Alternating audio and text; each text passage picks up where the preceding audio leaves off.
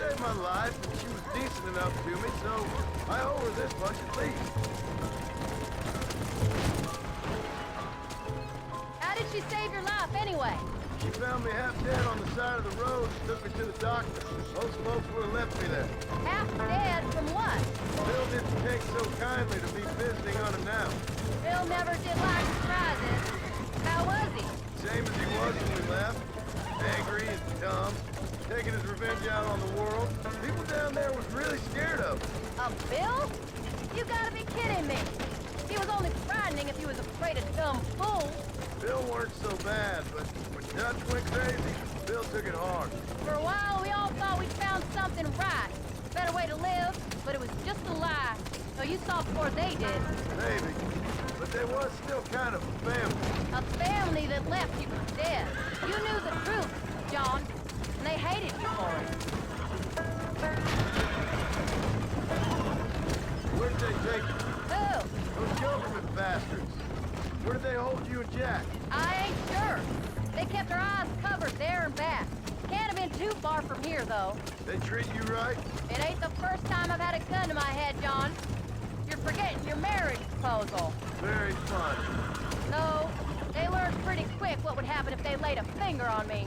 Sons of bitches. It wasn't them or being there. I didn't care about that.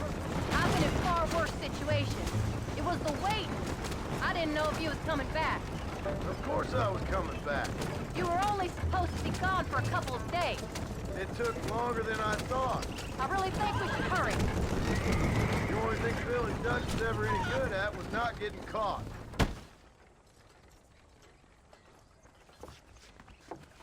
You came. Thank you so much. We lost the entire harvest. Miss McFarland, I'd like you to meet my wife, Abigail. Oh, ain't you quite the gentleman all of a sudden? It's a pleasure to meet you, Mrs. Marston. Likewise. Thank you for saving my husband's life. And for teaching the miserable goats manners, among other things. I didn't teach him anything. I know better than to try to change a man. You should meet my father. Oh, people can change, Miss McFarland. John and I have to believe that more than anybody. This is a decent first harvest for you, John. You should be proud. That's good land you got there.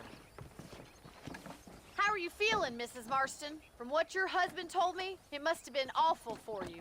I've been through worse, and I knew he'd be back before too long. He can't cook a meal to save his life.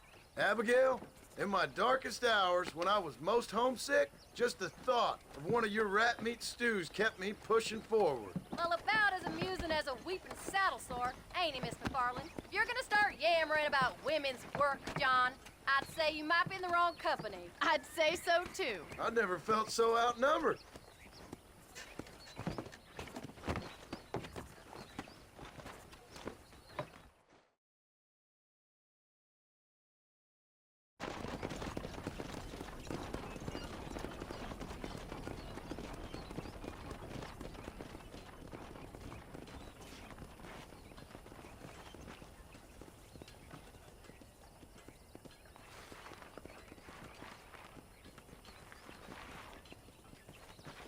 Ma'am,